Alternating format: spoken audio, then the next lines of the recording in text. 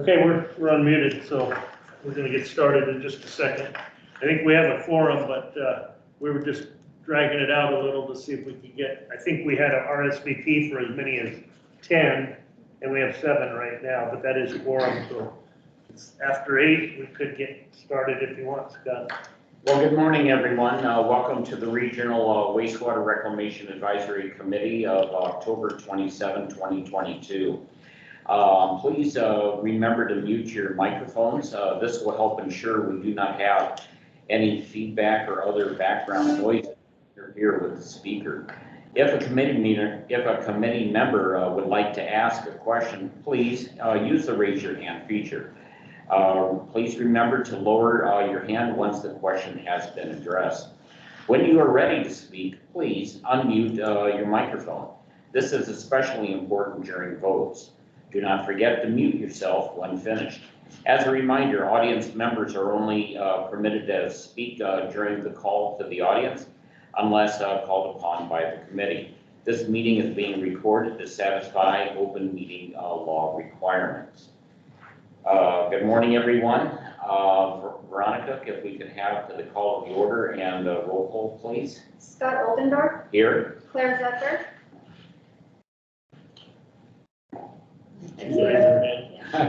We saw your hand. Allison Jones. Here. Bill Katzel. Here. Scott Holt. Here. Bob Kulikowski. Here. Bren Marin. Here. Mathewson. Here.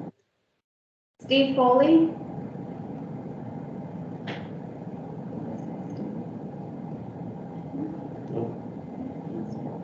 Okay.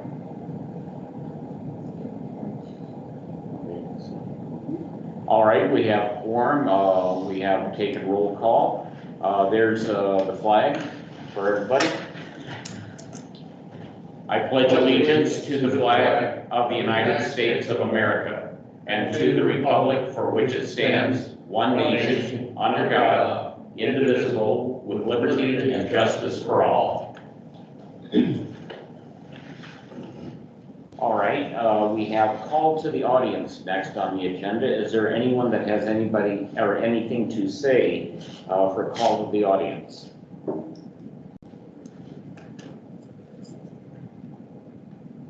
Okay, hearing none, we'll proceed. Next is safety share. Now, everybody, I want somebody to contribute to safety share because we can't have Jackson do this every month now. All right. It's been a while since I've attended this meeting in person, and now we spent 28 years on the other side of the river with Camino del Cerro. And I noticed coming to the meeting this morning, there's a whole safety revamp investment in the exits to Camino del Cerro with the bridge and the ramps, and it's really reduced the potential for accidents. Thank you very much. Anybody else have a safety share? I know Matt's reaching for a safety share.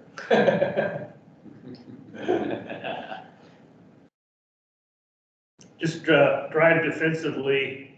You know, all these road projects, you know, things are different, like Bill said in his share with the bridge.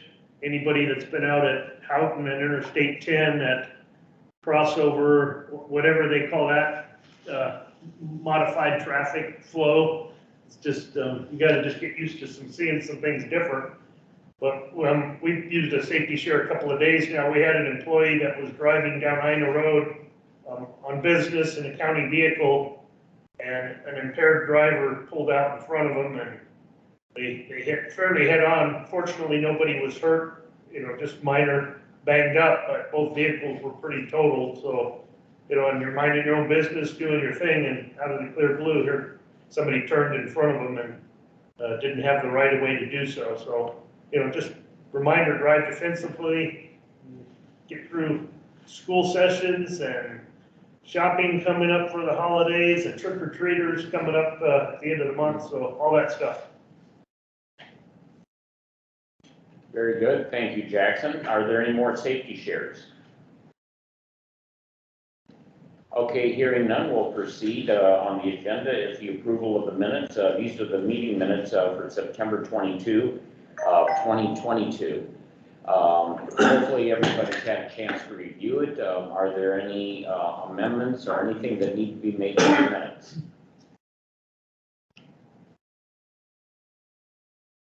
All right, hearing no amendments, may I have a motion to approve the minutes? I move. Second? Second. Okay, we have a motion and a second. All in favor, say aye. Aye. Any noes? Hearing noes, any abstains? Yep, I'll this is abstain. correct. Go ahead. Is it Corinne that was doing it? Yep, I abstain. Thank you. Okay, very good. We have one abstain. All right, all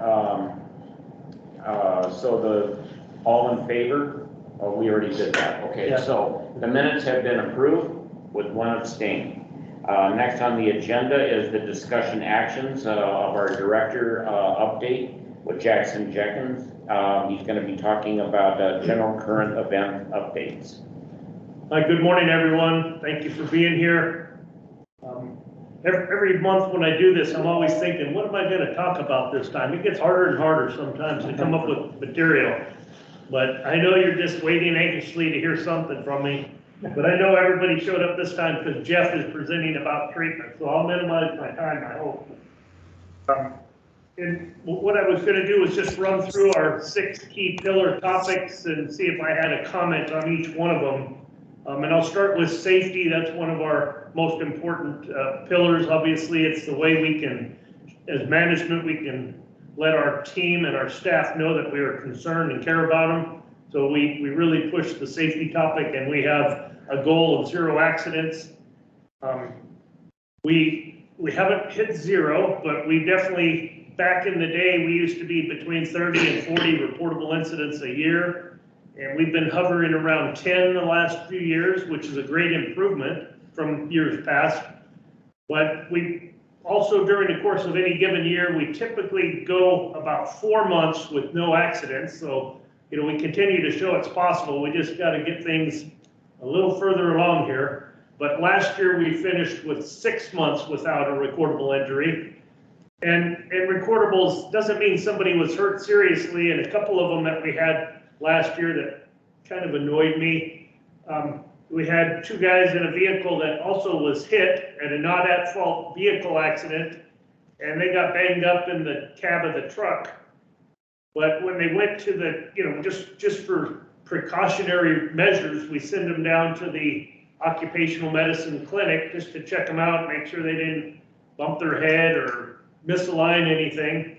And they were all fine, and they came back to work and whatnot, but the physician that, took a look at him just thought, hey, you're in an accident, you might be sore tomorrow, so they prescribed a, I don't know if a muscle relaxant or, some medicine, some prescription, and doing that, by writing a prescription, that made it a recordable. Neither of the gentlemen filled the prescription, and they both came back to work, but on paper, it's a recordable. So those are some of the things we're dealing with, and that's just part of the process, unfortunately. But we still push for 0, and we've continued to have positive results overall. And I think we have a great safety culture, but we still haven't hit 0, but we're not giving up. We're going to keep marching forward. So that's the safety.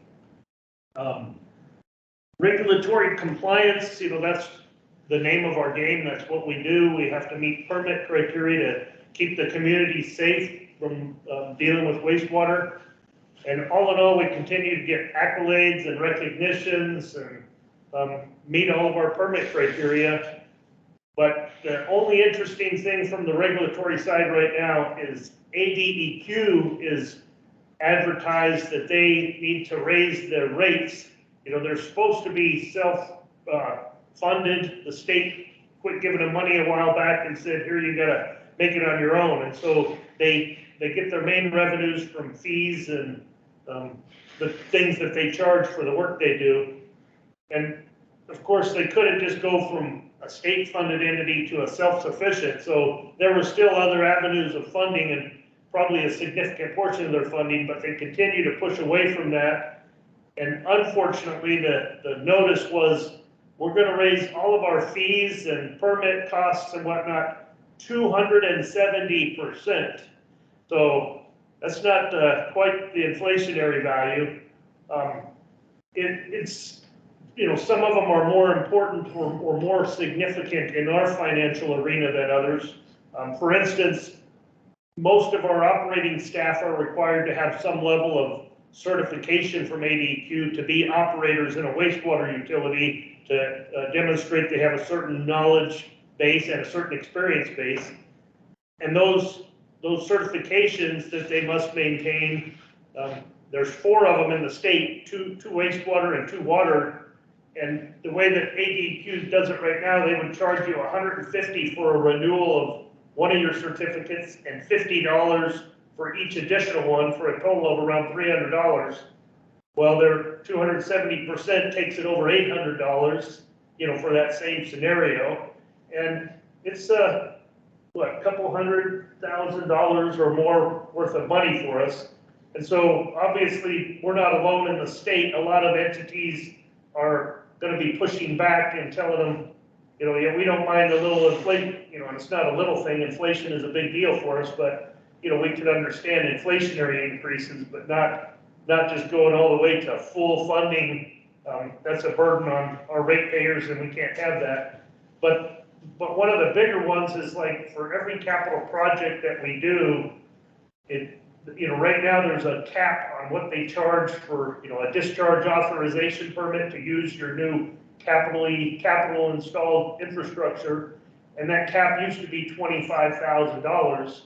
And now, the way we looked at it, they had it, they were gonna do away with the cap, and it would be based on capacity of each project you did. And for instance, we looked at the Old Nogales Highway project that we're just wrapping up this year, and that previously would have been a $25,000 ADEQ fee for that project. And I think, if I remember right, the modified way, it would be a $1.8 million fee. So you can see that we're not taking this lightly, and we're having a lot of internal discussions, and we, along with many other entities in the state, will be replying to ADQ that we don't support the drastic changes that they're proposing. So stay tuned, we'll keep you informed on how that goes, but we believe they realized that, you know, they just had to start somewhere to show the magnitude of monies they needed, but I don't think they're gonna just slide in the dark of night and all of a sudden we're paying a lot more money than we currently are. So stay tuned. Okay. Yeah, go ahead. On that issue, who governs ADEQ? It's a state entity. I know, but who has the final say, the governor, or? It's the governor, under the governor's office, yes. Okay, so is there an appellate process that we can use to the governor? As it escalates through the process, but right now it's proposed changes, and so we start at the first level of just feedback from the public and from those affected, and so believe me, they're gonna get bombarded with letters saying, what the hell are you thinking, you know, that type of thing. And then hopefully that will cause them right there to change course and do something different, but if not, there's additional steps that you go through to get through there, and ultimately it could end up in the governor's desk if it went that far. We're somewhat optimistic it won't get there, but I just wanted you to know that's where it started at. So, But this 270%, it's only proposed, it's not, it's just proposed, right? okay. And then that opens up, you know, that change opens up public comment and feedback, so they can know if nobody said anything, they think, oh, okay, we can do it and get away with it, but there's gonna be a lot of people saying something, so hopefully that will be enough to direct it into a different way of funding the needs that they have. Another pillar is, oh, I'm sorry. Allison, you have a question? I do. So that 270% or whatever it ends up being is to make ADQ fully funded by fees. It's fully funded right now, but from various sources. So I think what this means is permittees and people who are actually applying to ADQ for various permits will end up paying the whole amount, but it also frees up money from the general fund or wherever that money is coming from right now. So I mean, it's kind of like moving from money from one pocket to the other.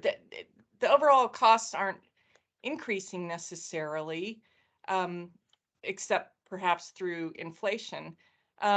So I mean, I just see this as a bookkeeping thing right now, and what might happen is if the permittees like Pima County end up paying more, you may end up paying less somewhere else. I think the devil's in the details on this, and it remains to be seen how it's going to work out. And Allison, I'm going to let Max DeSante over our Compliance and Regulatory Affairs Office. He wanted to say something, so I'm going to let him comment on that. Yeah, so right now, the fees to ADEQ brings in about $7 million a year. Their current program costs them about $11 million. And that balance of $4 million they've been getting from the state in certain types of stopgap measures. Single time amounts of money transferring from one budget to the other. And I think from the governor's office or from whomever, they've said, no more, fund yourself. At the same time, the Auditor General, a federal auditor, came through and evaluated their program and said, you're not doing all the things you need to do. You're not evaluating total maximum daily loads for impaired waterways. And there's several other things on the list that they are currently not doing because they don't have the capacity, funding, and manpower to do it. That extra part of their program is going to cost an additional $8 million. So this 270% is supposed to take them from $7 million in fees coming in up to $19 million in fees coming in. So it's not quite true that they have enough money to do what they're doing. The cost of their program is going up significantly. And let me just add in that Pima County is probably the biggest provider of those funds already, because all of the water and wastewater entities around Maricopa County pay to Maricopa, the county, and they're not raising their costs. So this is primarily going to be funded on the bigger entities, and that's next one down the list is Pima County. So this will impact us more than most, and that's why historically in the past number of years, the county's taken exception and made many challenges to the state, where the costs that had previously been borne by the state are being pushed off to the counties in many cases, and putting a bigger burden on the, in that case, taxpayers for the general fund. And, so we just are paying close attention to make sure, it's not just out of the left hand to the right hand or this pocket to that pocket. It's out of the state's pocket into, the wastewater users here in Pima County on that case. I hear you, but to that point that was made, if ADQ was not evaluating TMDLs in the first place, that's a serious problem. That's their responsibility. It always has been, and so if they weren't meeting their responsibility, that's yet another problem, in my opinion.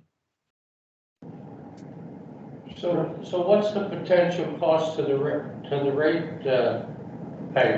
We don't know yet. We're, when we got this, we just sat with the recent presentation from ADQ on this proposal.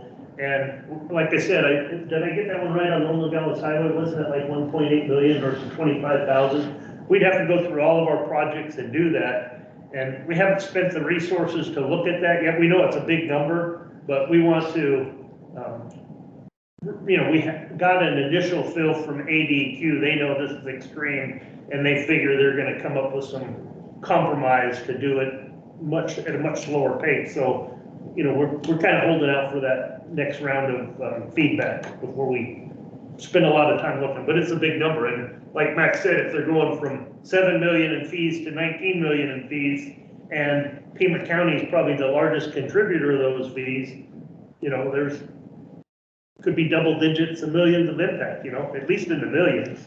So, and that would have to be added to our budget, and we'd have to raise rates or, you know, deal with it in whatever fashion. But at any rate, it wasn't really like a specific topic to get into that discussion about it. It was just to make you aware, and if you want to know more about it, you can make it a future agenda item. But just so you know, we have our eye on the ball, and we're going to be dealing with that. Okay. Customer service is a pillar, and I'm going to skip over that one because last month I talked about some of our customer service activities and how we deal with customer requests and how we receive customer requests. So just know that one is very important to us, and I think we have a pretty good reputation as being responsive to the needs of our customers. Then sustainability. You know, we have a group that puts together an annual report called SAPCO, which is Sustainable Action Plan. I don't know what CO even is. County operations. County operations, thank you. But the board has taken, the Board of Supervisors has taken a much bigger interest in our sustainability and our carbon footprint in particular. And the old SAPCO reports really didn't do a very, you know, somebody came up with this reporting criteria, but it didn't reflect appropriately for wastewater. And for instance, you all are very familiar with our biogas project that's making gas, and we're not flaring our methane, a little bit of it, but most all of it is used and put into the pipeline and sold as a renewable fuel, and we get a good revenue stream for that. But it was less than 1% of credit in our system, the way it was calculated. So we've kind of revamped, and this new report that will come out will kind of isolate wastewater as its own entity and show our carbon footprint and the things we've been doing. You know, we've been part of the Department of Energy's Better Plant System for a number of years, and we've made a lot of good strides in energy efficiency, and we'll continue to do so. But this report has a lot of good information, and when the board saw last year's report, this year from a budget perspective, one of the supervisors recommended the county puts 30 million more into the budget just to help and to be ambitious about reducing our carbon footprint. And so there's $30 million, and that would be not just for wastewater, but for like buildings efficiencies, putting in, you know, automatic turn-off faucets from a water perspective, and all kind of things. There's a whole slew of list of activities to do that, but it needs money to implement a lot of them. So one board member recommended a $30 million increase in the budget for SAPCO or sustainability carbon footprint issues. Another one didn't put a dollar amount, but just said we need to fund some of the activities identified each year in SAPCO so we can move forward in that effort.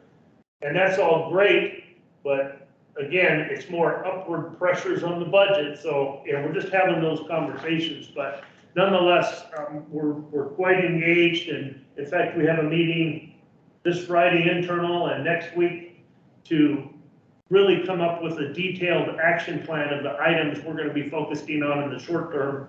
So it might be an interesting topic for you in a future agenda item. Next, I'm going to talk about finance, and of course that's what you guys spend most of your discussions and time on.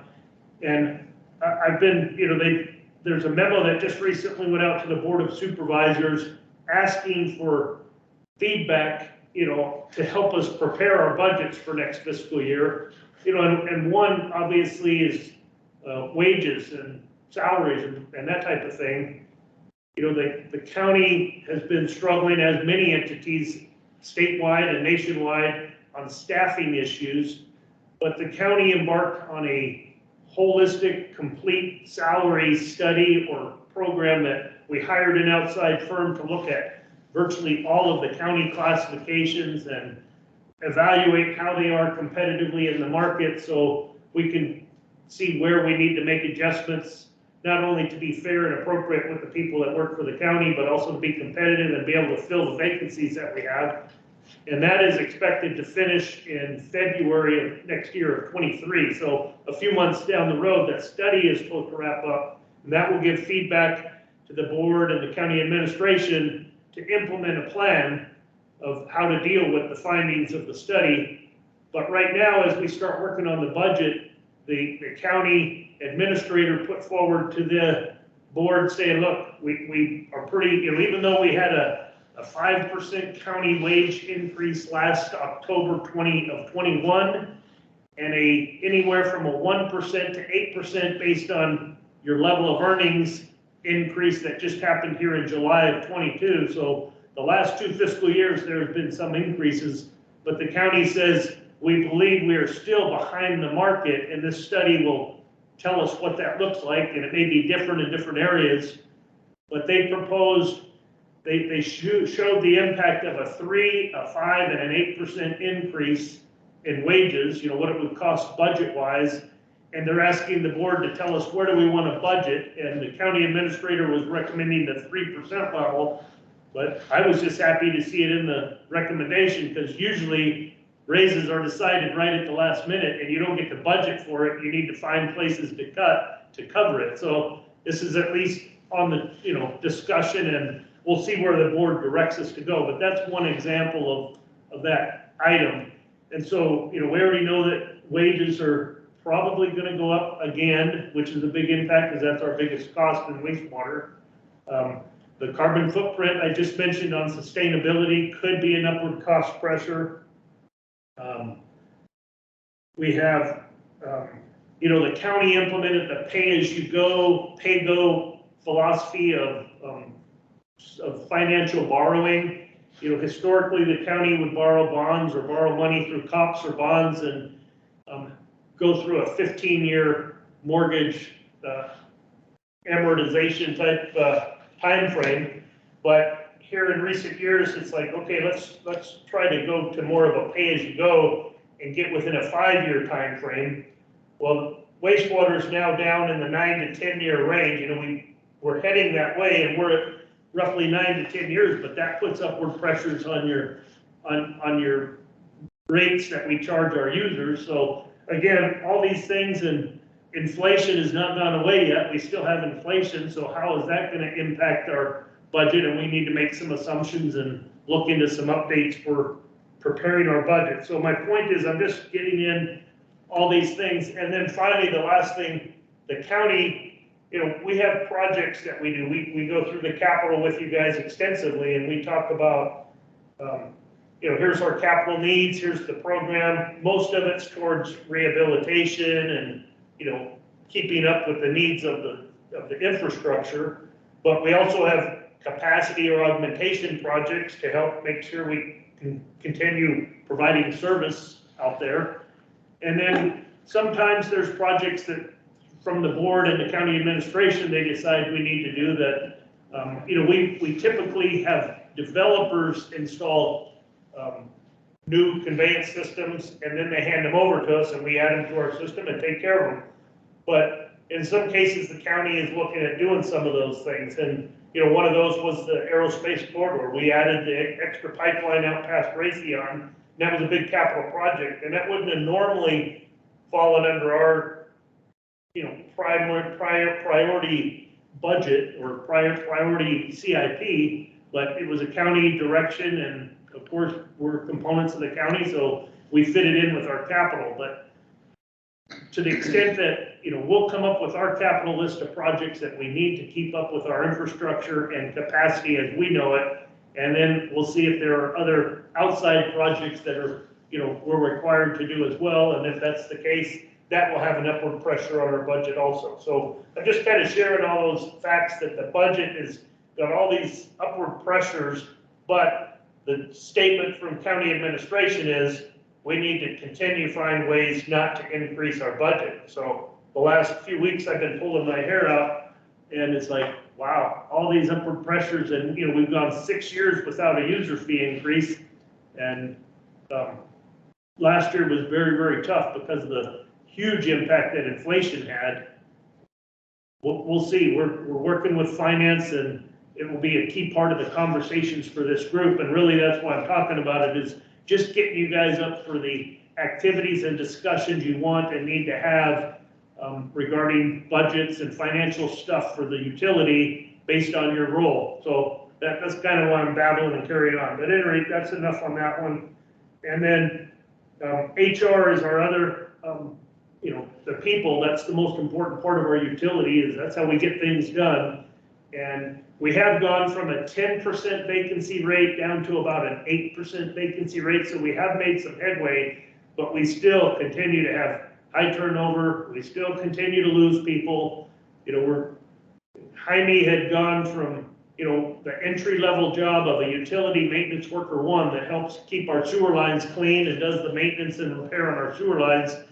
He has 21 of those positions, and for a period of time, he had 7 vacancies, and we were struggling to get them filled, but we slowly made some headway and got there, and now we're back at 6 vacancies again, so it's just like a roller coaster of a ride, and there's a possibility that could grow even larger, and it's hard to get all the work done you need.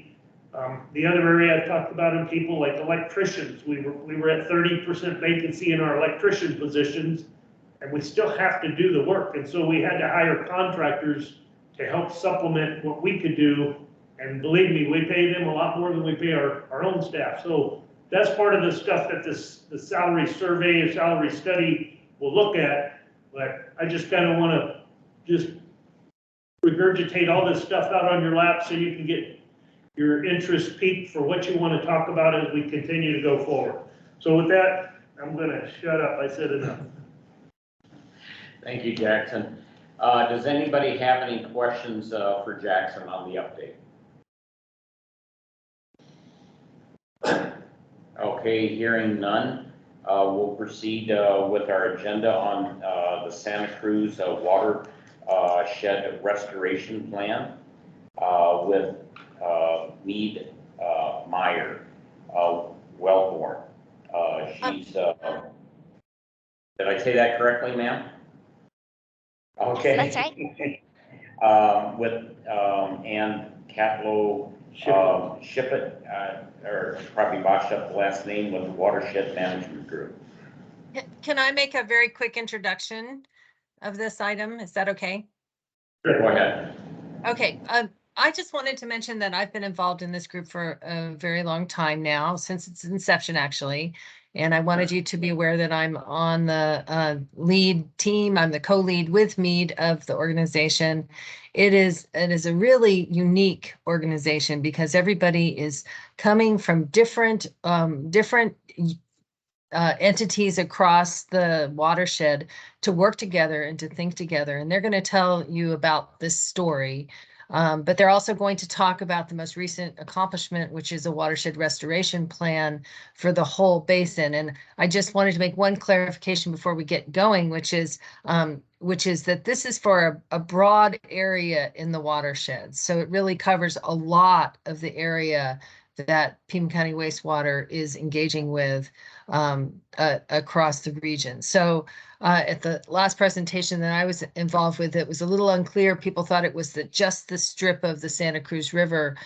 So I just wanted to make sure it's a very holistic way of looking at the watershed, and it's definitely a team effort. So I'm really excited to have both Mead and Catlow here to give this presentation. I'll get off now, but I just wanted you to know my connection and support of this. Thank you, Claire. Mead, do you want to go first? Yeah, and I believe Catlow was going to share a screen. Is that working?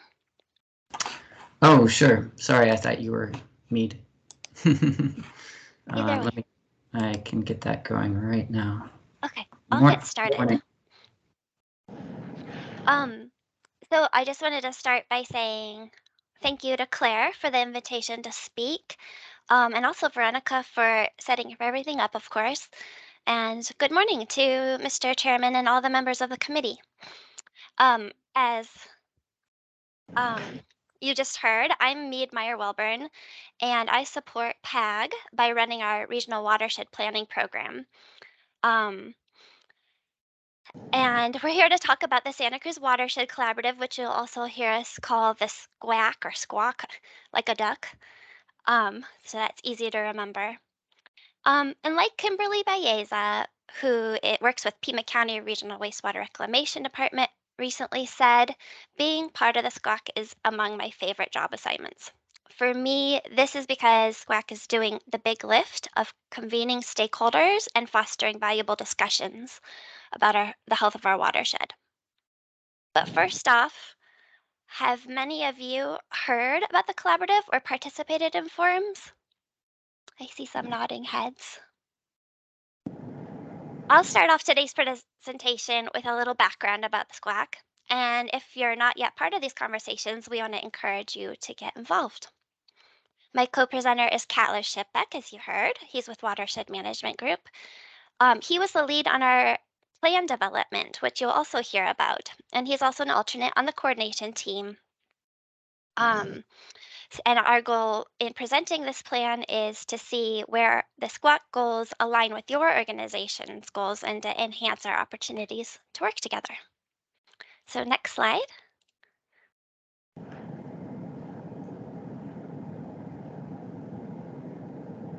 Here you see some artistic renderings to show how we have a vision for the watershed that we share with other groups. These were, all our images were shared with permission by our partners. Basically, the watershed works together to ensure a healthy urban watershed with flowing streams and rivers across our shared watershed. Next slide. Our mission is to work together for our community's future. So that's why I included a picture of my son there at Sabino. And I believe as he grows up, he's going to want to be able to visit flowing desert rivers the way his grandparents have. Because as we all know, nobody wants a legacy of being the last to see flowing desert rivers, since we've lost the majority in Arizona already. We know their disproportionate value to wildlife and our economy and the importance of that positive heritage story to keep it all alive. We will speak about the strategies SQUAC has identified to move forward this vision. And you'll see that we recognize that we haven't heard from everybody yet, but we want to help build a healthy urban watershed. Next slide. The SQUAC was formed in 2017 by a diverse group of partner organizations that share the leadership and governance of the collaborative. It is all volunteer-based, and we are composed of 30 partner organizations. Next slide. You'll see these partner organizations. This includes the San Javier District of the Tohono O'odham Nation, federal agencies such as USGS and Reclamation, environmental and community NGOs, private stakeholders, university departments, and municipal and county governments. We value these diverse perspectives and expertise that our partners bring. So if you don't see yourself on the list yet, we'll be happy if you joined. Next slide. The leadership team sets the course of the collaborative with the support of the coordinating team. This is the current composition of the coordinating team. And this group gets to vote on decisions pertaining to direction, composition, endeavors, for example, adopting the watershed plan. And then you'll see the leadership team highlighted with an asterisk in that list. We also have 3 working groups you could get involved in that focus on key topics. One is restoring flows and floodplains, another is One Water, and the third is recreation and education. Next slide. We have a shared funding approach to get our work done. You'll see here some of our early grants listed that got us kicked off. The Water Smart grant from Reclamation, for example, kicked off the watershed plan. I also want to recognize that entities like Tucson Water, Town of Marana, Pima County, Sonoran Institute have all provided monetary contributions as well, and we give thanks. So now I'll hand it off to Catlo, to talk about one of our biggest deliverables. Thanks, Mead, and good morning. Thank you so much for having us here today and sharing about the Santa Cruz Watershed Collaborative. We are very excited that our watershed restoration plan was formally adopted by the coordinating team in March of this year. And this was a culmination of 3 years of planning with our partners, engaging many stakeholders across the watershed, the various agencies, organizations, jurisdictions, and many more. And just to note that this is a non-binding watershed restoration plan. It's really to guide and align all of our different partner efforts in their own respective efforts, but thinking about how the many different parts can come together to create an even greater whole. And so kind of thinking about, why did we get started?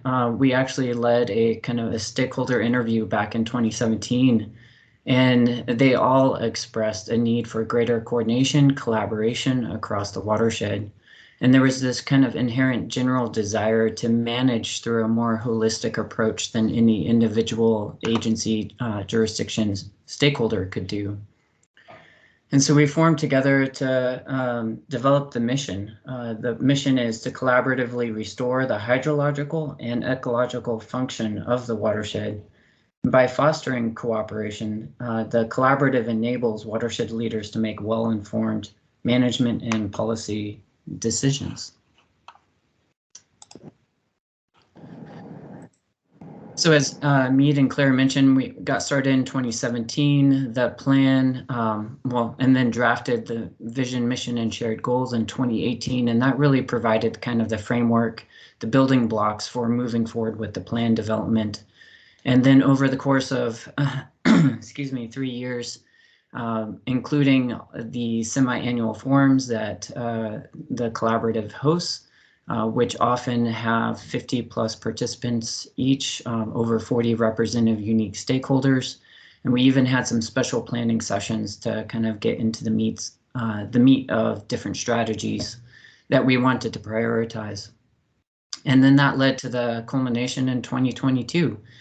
And so I'm also pleased, since we're presenting to the wastewater department, that we had many of staff participate in this process through stakeholder interviews, plan review, and even presenting at our semi-annual forums. These included James Brown, Jim Dubois, Director Jenkins, and also Kimberly Baeza, who's also on the leadership team.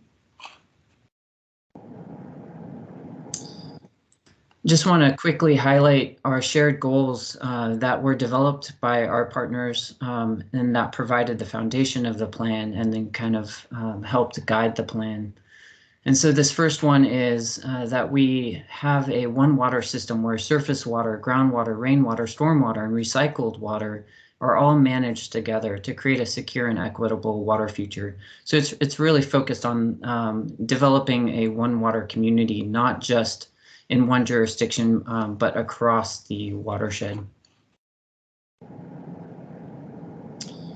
The second shared goal being holistic watershed management that restores perennial and intermittent flow, native riparian habitat, and associated ecosystem services of rivers and streams.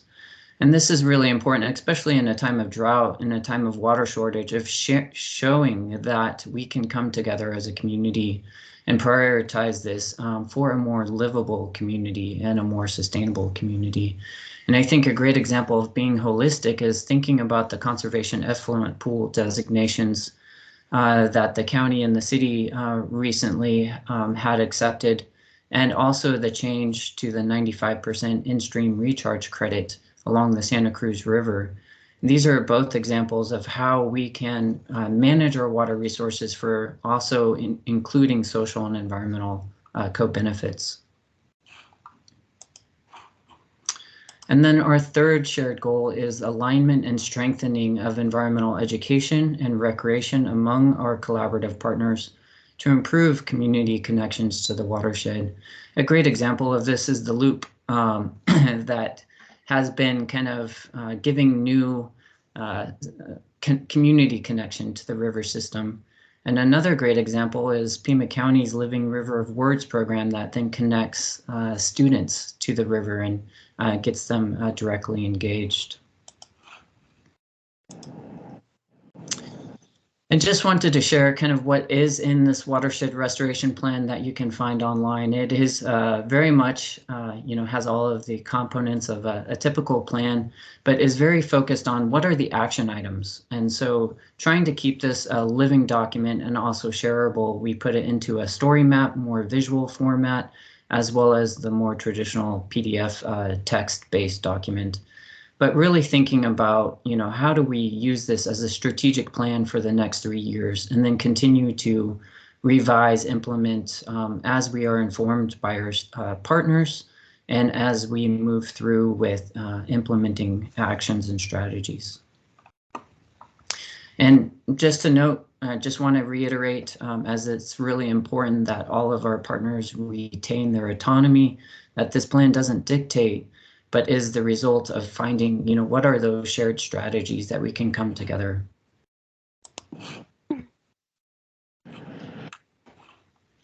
And I will turn this back over to Mead. Thank you.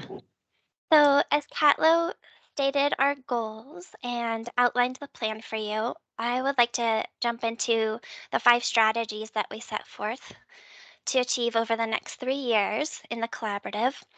And that will help focus our efforts and realize our vision. As the squawk,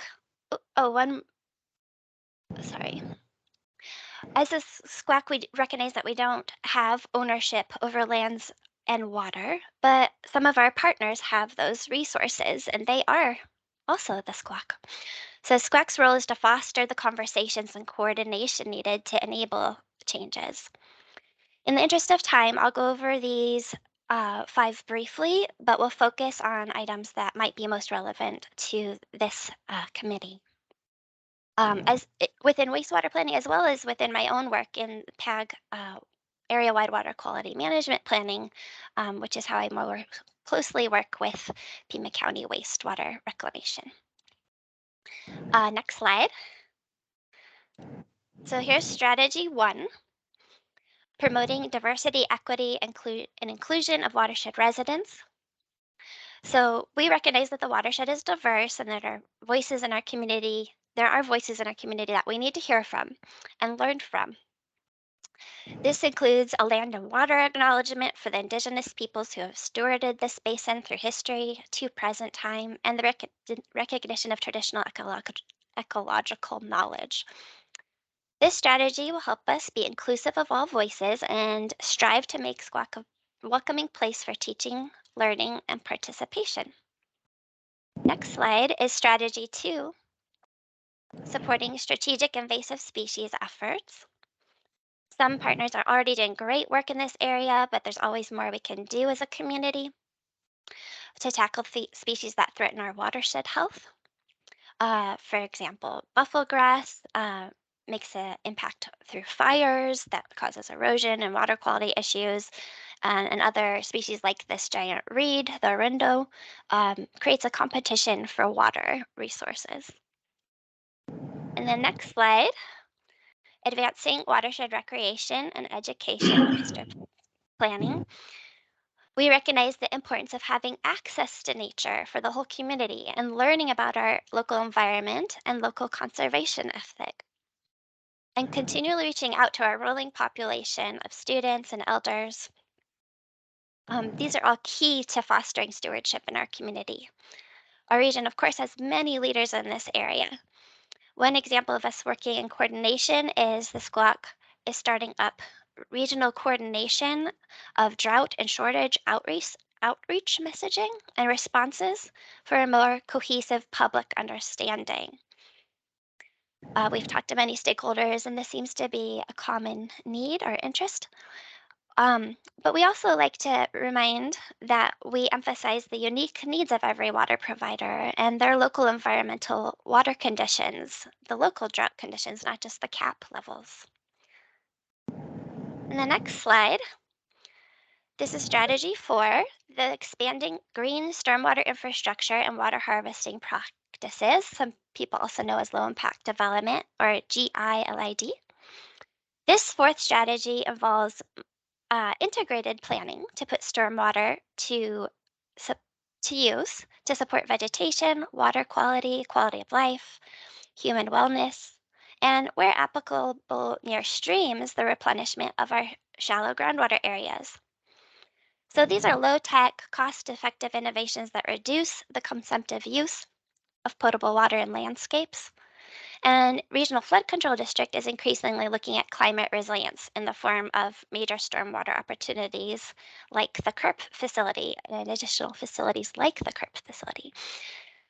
This came up in the Basins study with Bureau of Reclamation and is aligned with our Squawk Watershed Restoration Plan.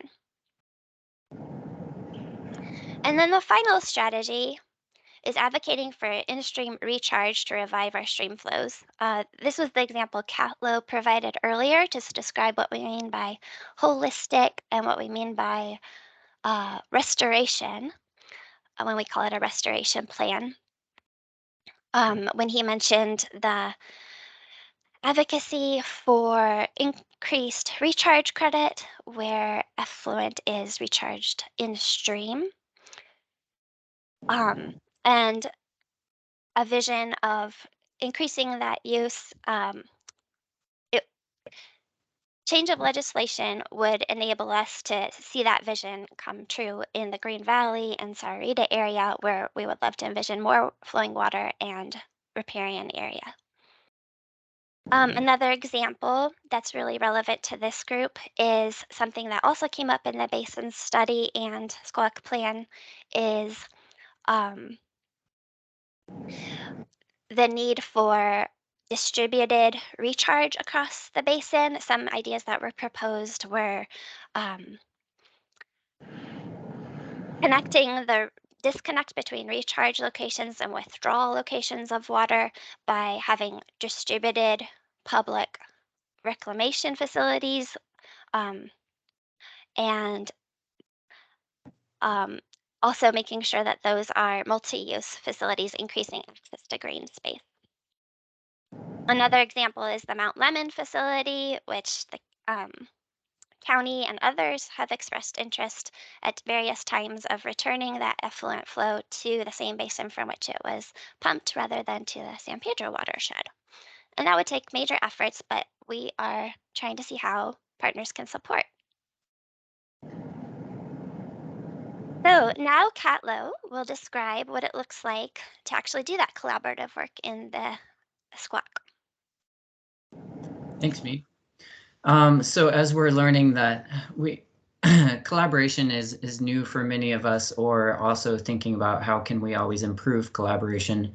And it's often hard to kind of break out of our silos and kind of break out of our own organization or agency directives and find time to collaborate.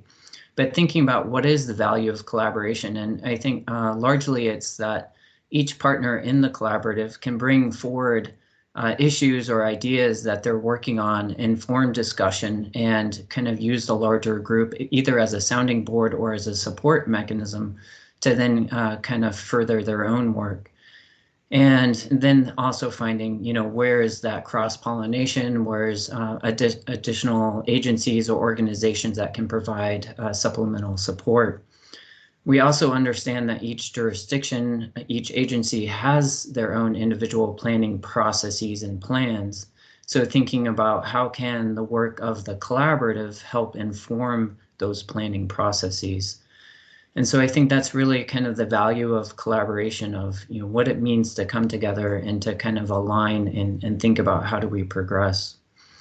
So kind of, I'm just thinking, I kind of paraphrase the slides, but so yes, engaging in planning processes, supporting partners, and really just, fostering conversations of, finding innovation and finding new ways to work together. Just wanted to highlight a few other accomplishments of the collaborative in the past few years. We did mention the vision, mission, goals. We do have a formal governance framework that helps guide who are the diverse members, making sure that we're representative of our watershed, thinking about shared partner funding, how do we contribute and support the activities of the collaborative to then support partners, and then hosting semi-annual forums. We have monthly working groups. We do have a watershed planning map on our SCRAC website, as well as several visual online story maps. And then ultimately the watershed plan that's guiding the working groups and the work of the collaborative as well. We do have 2 upcoming field tours. And so just wanted to put this is open to all of you. So we hope you will register. Maybe we can share a link, Mead, for folks to sign up. But we have on November 7th and November 15th. The November 7th is focused on the Santa Cruz River and thinking about multiple benefits of river recharge at 2 different sites. And then November 15th is thinking about springs and shallow groundwater areas kind of in the upper part of the watershed.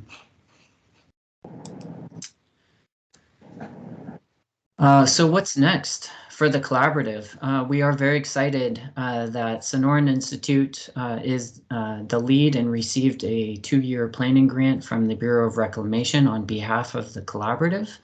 And largely thanks to the development of the adopted plan. And so this objective will be to develop project concepts for restoring flows and habitat to the Santa Cruz River along the Sahuarita Reach. We know this is really important for the wastewater department as well, and thinking about a new regional facility in that area and how can we achieve co-benefits to the riparian system, as well as how do we manage that as a resource. Oops.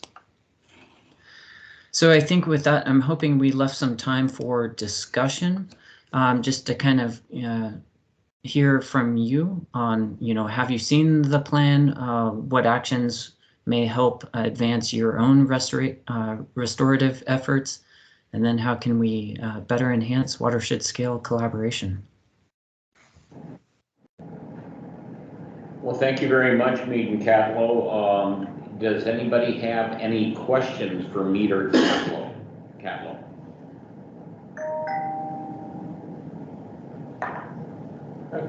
Okay, you have a question? Well, it's a statement, commendation, basically, for a very stimulating and informative presentation on a very critical subject matter. I agree. All right. Mead and Catlow, thank you very much. It was very informative. I don't see any additional questions. You were so good, they have no questions. So thank you very much, both of you. Next on the agenda is the treatment division update by Jeff Kabak. Jeff, it's all yours. I'll stand up here so I can address you guys.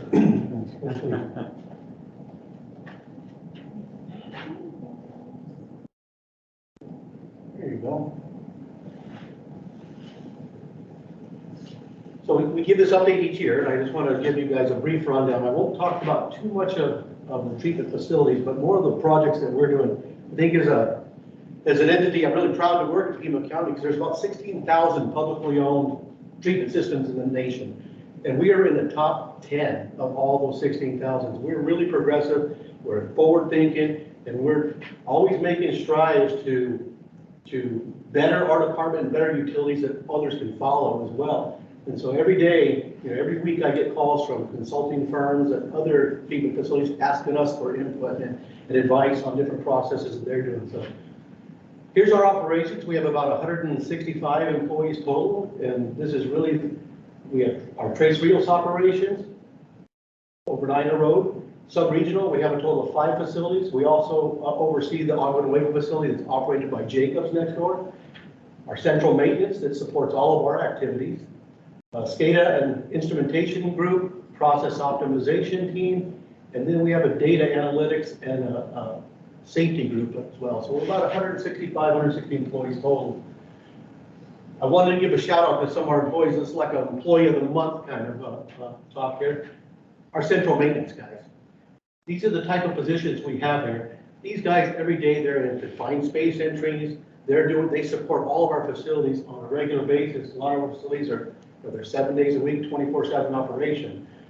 These photos I took here were all activities that occurred just in the last week. We have cranes, guys out there setting aerators, another crane setting a ammonia pump in here. You know, we have a crane operator, a flagger here. They're aligning these pumps. 2 guys in the basket with a crane out at Green Valley, while a second crane lowers the material in. These things happen on a daily basis. It's a dangerous industrial situation, and these guys keep all of it running. So real shout out to our maintenance crews because they keep us operating every day. Part of our mission for the wastewater department is protection of public health and environment. So sewage comes into our facilities, and we really make 3 products coming out. We make reclaimed water that we can use for irrigation, groundwater recharge, and habitat restoration. We also make a biosolids amendment that goes to a lot of land application as fertilizers for the farms out in Morana and in the Casa Grande area. And our newest entry is this new renewable natural gas. We completed our biogas. This facility came online last year. We partnered with Southwest Gas. We purify our biogas to 99.5% methane, injected into the pipeline distribution, and that gas is sold out there in the network. We were really busy during COVID, and so while most of the people were, telecommuting working from home, we put a lot of our consultants to work. We needed an update on our biosolids master plan. Biosolids, we had in 2020, we took a moratorium on land application of biosolids because there were some concerns with PFAS. And we published that report. So we did a biosolids master plan to look at alternative uses for our biosolids and how we can treat it better to a Class A product. We also did an energy master plan. You look at what's happening right now in Europe and all over the world, energy is going to be a real crunch going forward. Even here in the U.S., we've kind of, there's really a ban and a tarnish on coal-fired power plants. Everybody's going renewables, whether they're wind and solar. And you see what happened in California. Told everybody, going green, and the next day, don't charge your cars. This is going to happen real soon nationwide. And so we're looking for ways to trim our energy. We probably spend over $4 million a year in electricity costs just as our department alone. We also did an energy audit with ASU. They're part of an international team that does audits at manufacturing facilities. They came out and did it all for us. And we partnered with the city of Surprise and Brown and Caldwell, who's designed this really neat solar dryer in Surprise. January and February, we sent truckloads of our biosolids from Tres Rios up to Surprise to stress test their solar dryer. I have some slides coming up, and I'll show you what we're doing, a new project. So Tres Rios RNG project. Many of you may have attended our grand opening last October. This facility's been operating for a full year now. We take the methane that's generated in our digesters, we purify that, remove all the contaminants, 99.5% methane, we inject it in the Southwest Gas pipeline.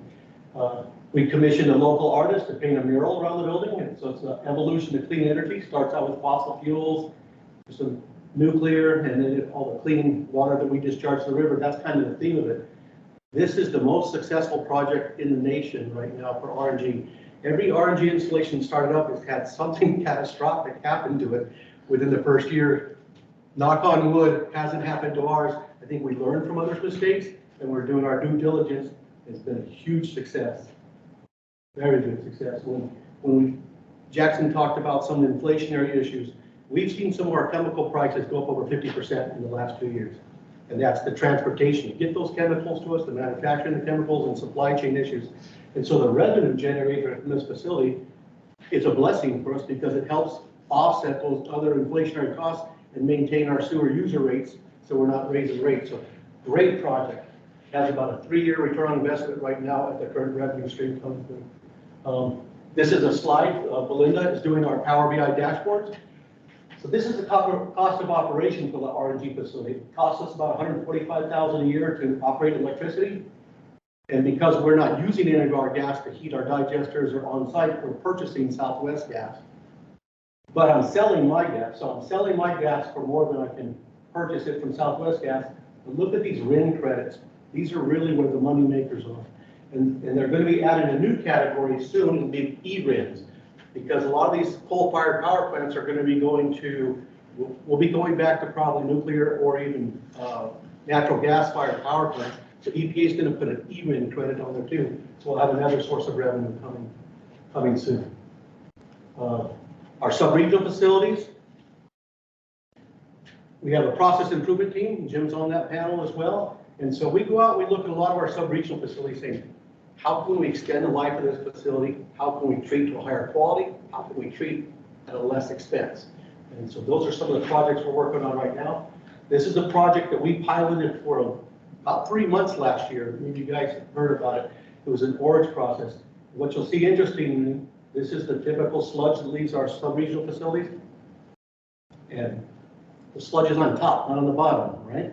So we take this through a pressurized system, flash it, all the pore water drops out. Our tankers right now, they haul this material from Green Valley, Corona, and Navajo Valley to a manhole. It's dumped into a manhole, comes back at Tres Rios. In this scenario, we're hauling half as many tankers. That's saving us mileage on our trucks, drivers for our tankers, and also fuel. So this is a money saver for us, and we're going to put this system in our sub-regional facilities. Very nice. This is a project that we've been working on for a few years now over at Green Valley. So we have a lot of modeling systems, and you hear about artificial intelligence. We're using those technologies in the treatment. How can we treat to a higher quality, more automated, with less operator input, less chemical, less energy? So for 2 years, we did a project out at Green Valley doing these process optimization models. We wrote a chapter in a book, Water Research Foundation chapter on this. We were one of 4 case studies in the U.S. in this textbook. But we look at all these different operating scenarios, 5 of them here. How can we treat to a higher quality and use less energy and less input? So these are some different projects we're doing right now.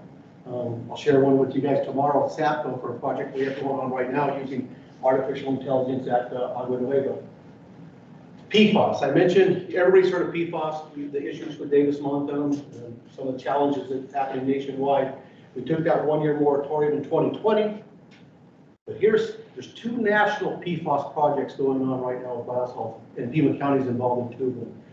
First one is an EPA grant. It's run by Water Research Foundation. I'm on the board of directors and advisories for this one, but we're looking at the long-term risk and effects for land application of biosalt. They're actually, we're taking food crops and wheat, all the crops that our biosalts get applied to, and say, how's it get uptake in the soil and in the crops as well, and for human ingestion. That's a big project that's going on right now. I think the total grant funding for that's $3 million, and we're part of that. Second project, this is a homegrown project. This is us and the U of A. We've got Northeast Biosalt Association and California Association of Sewer Agencies as our partners as well. I think we're up to a total of 17 locations now nationwide where they're doing the exact replicating the work that we did here in 2020 in Pima County. So we're leading that effort. It got a lot of national acclaim. All these other states want to follow our lead because they're having the same problems that we experienced 2 years ago. Class A biosolids. So this is our biggest project right now. It's out to bid currently, and we're getting proposals in. So I mentioned that we took our biosolids to Surprise. Here's a map. Right now, most of our biosolids is applied in Miranda. We also send it all the way to Casa Grande right now. That's a lot of trucking, a lot of haul costs. That's a lot of expenses for us. We have to raise our rates to dispose of biosolids. When you look at this is the proposed Interstate 11 corridor. It cuts through a lot of agricultural lands.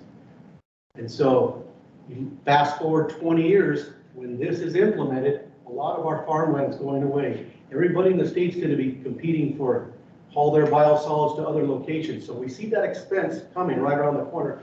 How do we deal with it today and prepare for it? So this is a scenario that we applied for a grant with the Department of Energy. And this is our concept that we put into our Class A biosolids letters. Pay attention to the blue here. Domestic sewage comes into our treatment facility. We make a whole list of renewable products that come out. But in that process, it requires a lot of electricity to run these processes, as well as combustion fuels. I burn natural gas to heat my digesters and for building heating needs, right? Our hot water needs. What if we could reduce that consumption by 70 to 100% and also decrease our power consumption? It would also save us on our, Jackson mentioned the SAPCO plan. our sustainable operations, and our carbon emissions reductions. If we are no longer combusting fuels, we're gonna save a lot of carbon credits, right? We spend about, I think I mentioned before, almost 400,000 a year, 300,000, 400,000 in combustion fuels. That's a savings for the department. This electricity is a savings, and that's also counts to our carbon output. So in that energy master plan that we did last year, an interesting aspect was if we put big heat exchangers on our aeration blowers, those aeration blowers account for 60% of all the electricity used at our treatment facilities at Trace Fields. The air temperature coming out of those aeration blowers, air temp's about 250 degrees, 24 hours a day. What if we could harness that heat with a heat exchanger and use that to heat water rather than combustion fuels? I could save $300,000-$400,000 a year on combustion fuels. We helped Pima County Solid Waste close their landfill next door to Line Road. We could put some concentrated solar on there as well and get additional heat. Renewable resource and get us further and further away from burning natural gas. That's going to save us on our carbon emissions, save us on our operating budgets, right? If we put in a solar dryer out there and we use that heat also to heat the floor of the dryer like they do in the city of Surprise, we could dry that biosolids. So instead of sending 10 trucks out to Casa Grande every day to dispose of my biosolids, maybe I'm only sending 2 trucks out a day. That's a reduction in manpower, fuel, cost. That's going to be a huge savings. So this is a project that we put out to bid, say, this is our concept. Some of these consultants and constructors, how will you help us achieve this goal? Here's an example of what a solar dryer looks like. This is one in Florida. This is a regional facility. This is the one in Surprise. It's got a heated floor. It's a big greenhouse, and they've got concentrated solar. So we're looking for something like a scaled up version of this to take my 180 wet tons a day down to about 40 tons a day, 2 trucks versus 10 to 12 trucks a day. That's going to be a huge savings. Right now, our spend rate for disposal of biosolids, it's over $2.5 million. And so that's a huge savings for us. So we're always looking forward, how can we treat differently or more efficiently to keep lowering our O&M costs so we don't have to go out and raise rates for our users. This is a really neat project right here. We have a problem with workforce. We have a really hard problem recruiting in our group, our maintenance personnel. Nationwide, there's a challenge, electrical engineers, instrumentation folks, and SCADA folks. We have a really hard time filling those positions. But in our crew, most of our guys came from a Navy background. You know, when you're on a Navy ship, you can't go to Home Depot, you can't call a contractor, you're self-sufficient when you're at sea. So we've really enjoyed that relationship and got some really, really talented individuals from that. So the Department of Defense reached out to us and wanted to help us pilot that how could we do a transition, people transitioning out of the military to civilian life. So we're building an academy here at the West Center. We're taking all that equipment that we had from the beer truck a few years ago, our DPR facility.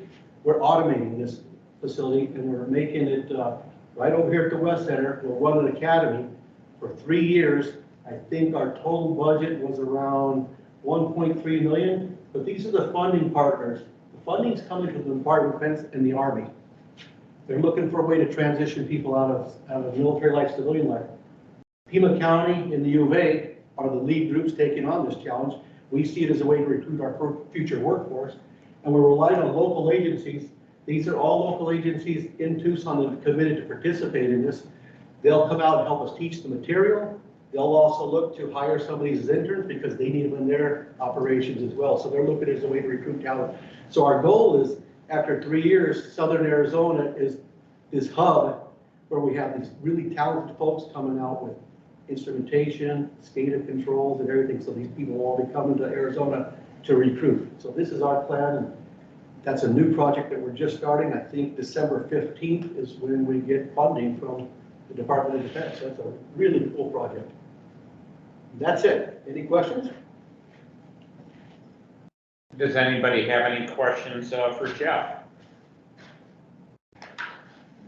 Jeff, I put everybody to sleep. Well, we just had a momentary pause. We've lost our screen over here. I have something. Okay, please go ahead. Okay. I'll take my hand down then. I'm very interested in that program that you have for the workforce development. Can you tell us, are you planning to actually move those people into the organization? Or do you have a pathway for that, or is this mainly so they can be trained? So the plan is, I'm trying to reach, Sandy Elver, I talked about this years ago, Tucson Water. Our goal is that we get all the local utilities together, so maybe we take on 2 interns from this program, Tucson Water, Metro. That all the local utilities kind of take on an intern from this. And the military will pay their salary for 13 weeks. And then, so I think it's another pool of talent that we can all get these folks through here.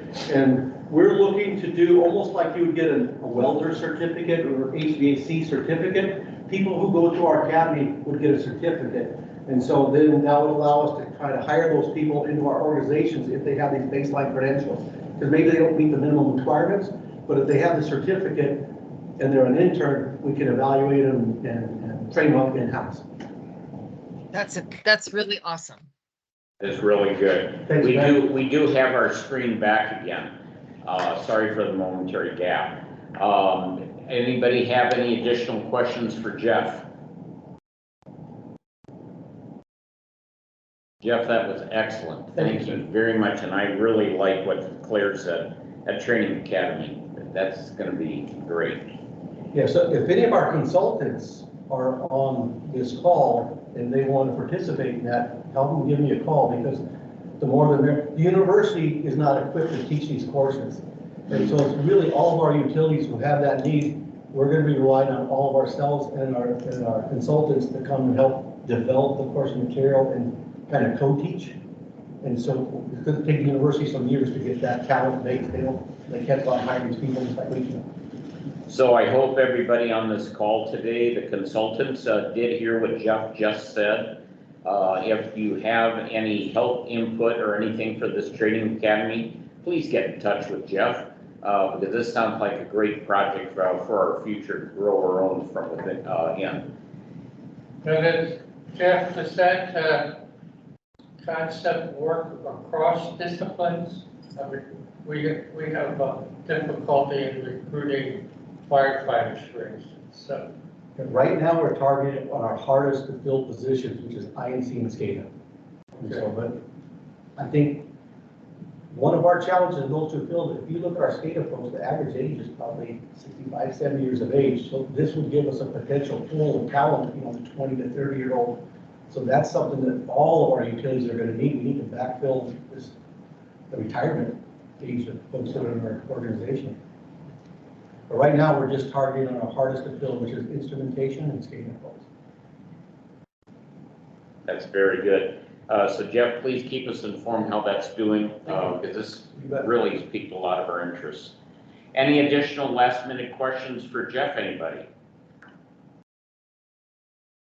All right, thank you, Jeff. On to the next item on the agenda is going to be our CIP subcommittee report with Asia Philbin. Asia, it's all yours. Hi, everyone. The CIP subcommittee has not met since our last meeting. We do plan to meet in January. And I think, Veronica, maybe you can help me. It's probably about time we would start looking at some dates for that, maybe now or next month. But I don't have anything new to report for the committee. Yeah, I can get with the subcommittee, start scheduling something. Great, thank you, Veronica. That's all I have, unless there are any questions. Any questions for Asia? Okay, stay tuned for our January meeting. Next is going to be the financial subcommittee report with Matt Matheson. Matt, it's all yours. Yes, thank you. Good morning again. Likewise, the financial subcommittee has not met since the last meeting, so we do not have a report to offer. But certainly listening to Jackson's and the team's discussions over the past couple of months, including today's presentations, certainly our financial status and future are a big question, and we may be needing to help the department with some closer scrutiny on these issues through the subcommittees convening. So we wait for any sort of suggestion or lead from the department in doing that. Very good. Thank you, Matt. Any questions for Matt? Okay, next on the agenda is going to be the fiscal year 2022 to 2023 expense and revenue summary. And I don't want to botch up the first name, so Isa. All right. Okay, it's all yours, sir. Thank you. Good morning to all the members of the committee. Yes, it's not a very common name, Isai. So, yeah, my name is Isai Centeno. I'm the department's analyst supervisor here in finance. So it's a privilege to present to you guys. I'll share my screen here and we'll go through our expense and revenue summary. I hope we all can see my screen. So for period 3, we'll go through it.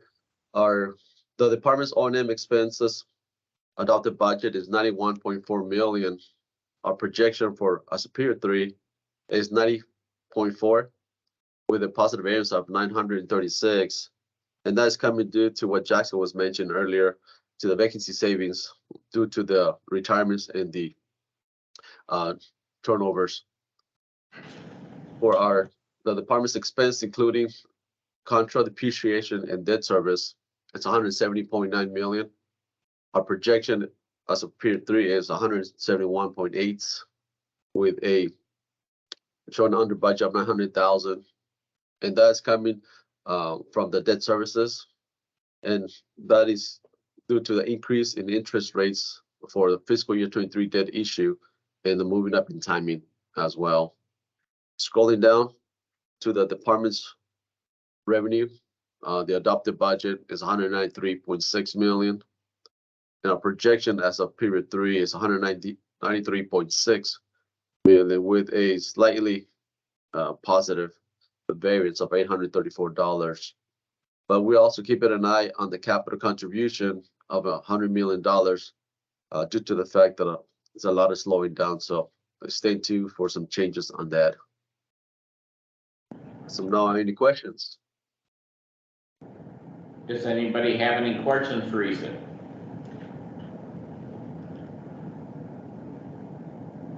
All right, seeing none, thank you, Isa. We really appreciate that update. Thank you, everyone.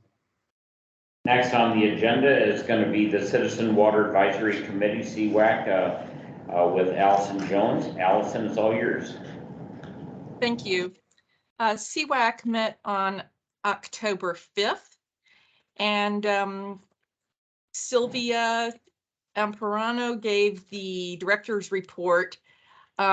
Basically, 2 major things happened before Mayor and Council on September 27th. Director John Kamik gave a report saying the Bureau of Reclamation officially declared their Tier 2 shortage for 2023, and the Bureau Director requested for all stakeholders that an additional 2 to 4 million acre feet be left in Lakes Powell and Mead, and the City of Tucson plans to leave 30,000 acre feet of water of their cap allotment in Lake Mead. So cap deliveries have stopped, and this will save Tucson Water $7.8 million. That money is probably going to be used to build a PFAS treatment plant, at least partially, at Reed Park. He also, before Mayor and Council, spoke about proposed multi-department rate and fee adjustments. There will be a public hearing on this on December 20th. And then there were 2 items for study session on October 18th, proposed conservation policies and the Randolph Park PFAS project authorization and a PFAS update. regarding new conservation policies that are being considered, there are 5 different policies that are being looked at. One is a low impact development ordinance with green stormwater infrastructure. The second one is water sense labeled fixtures for new construction. This is estimated to save an estimated 73 acre-feet per year. The third one is irrigation meters for new commercial and multifamily properties. This would require separate irrigation meters for new commercial and multifamily construction. Tucson Water is not recommending submetering requirement for new homes and condos. And then the final one would be a net zero water ordinance for new construction. Tucson Water is recommending that this be studied more. CWAC passed a motion supporting the new conservation measures being recommended by staff. There was another motion that passed by CWAC. It recommended additional conservation measures, including tiered rates for commercial customers, an ornamental turf ban and turf removal rebate, and expanding conservation incentives in Greater Tucson. To correct myself, this motion was to explore those further. And finally, there was a motion that passed to approve, to expand the community garden rate to include small scale farmers in the service area. And that really concludes my report for CWAC. We had a lot of interesting discussions last month and voted on a lot of significant motions. Thank you. Thank you very much, Allison. Anybody have any questions for Allison? Okay, Claire? Thanks for letting me raise my hand because I can never find the button. Allison, I may have missed this. Did the new rates for community garden rates to apply to small scale farmers in the service area, did that actually get approved, or was that just a recommendation? Oh, that's just a recommendation. CWAC does not have the I just didn't know if I sort of missed that. Is there anything we can do to support that? I would talk to your council member if you're in the city of Tucson. It's a really small amount of water overall in the total water budget, but yes, it could be. You could talk to your council member about that.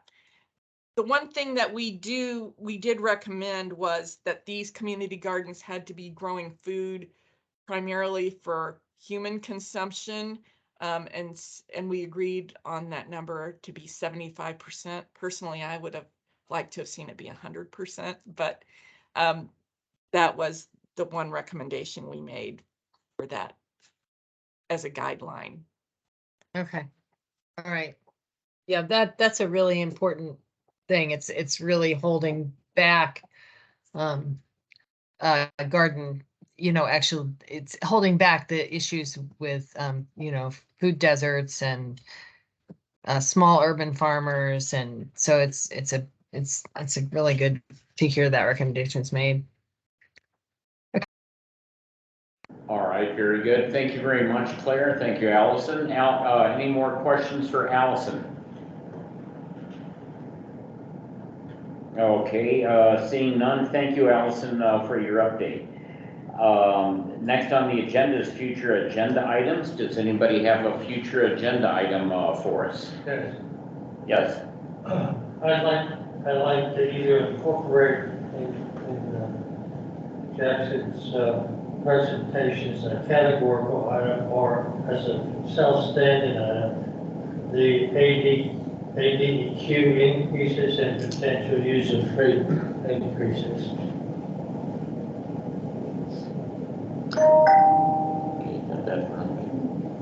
Okay, that's been duly noted. Also, for future agenda items, Veronica, could you just kind of say what we were talking about pushing out to January? Yeah, so Scott had requested a presentation on the Colorado River. What was it? Well, what's our contribution at wastewater toward this whole water thing? Yeah, so since Scott is not going to be in attendance next month in December, we decided I'll try to push it off to maybe January, that presentation to January. Yeah, we'll just put that off to January because various people may be on holidays, vacations, and other things, and we just want to make sure we have full attendance on that. Any other future agenda items? Okay, seeing none, then we go on the agenda to call to the audience. Does anybody have anything for call to the audience? Okay. Oh, I hear somebody. Oh, That's me. Mead. Okay. I'd put this in the chat earlier, back when Allison was mentioning the ADQ funding and permit increases of the costs. I work most closely with Morella for our PAG 208 planning, but one related issue is that ADQ recently received increased funding for 208 because of the increased BIL funds, but they have decided not to use those for what we interpret as designated funds for DPAs that are supposed to be passed through, and instead they've swept them again into the TMDL requirements that they haven't been able to reach. So I just wanted to add that to the conversation. It's a challenge that we've been having as they haven't staffed that program either since Edwina Vogan left. Thank you. Okay. Thank you very much, B. Any other call to the audience items to be brought up? Anybody? Okay, thank you everyone for that. Now we come to that probably everybody's favorite time of the meeting, the adjournment. Do I have a motion for an adjournment? So moved. Do I have a second? I'll I second. second it. Okay, I begin to wonder if we could play a Jeopardy song here. Let Okay. Allison second it. Okay. Very good. All in favor, say aye. Aye. Aye. Any noes? And abstains. Okay. Well, welcome everybody for a conclusion of this meeting. Claire, I will ask you to stay on for everybody to drop off. I just want to talk to you about one thing, Claire. Thank you, everyone. I'm sorry. The next meeting is going to be on Thursday, November 17, 2022. So look forward to seeing everyone on November 17. Thank you very much. And that's at 8 o'clock. Okay, thank you very much. Have a good day. Bye-bye. Thanks again. Bye.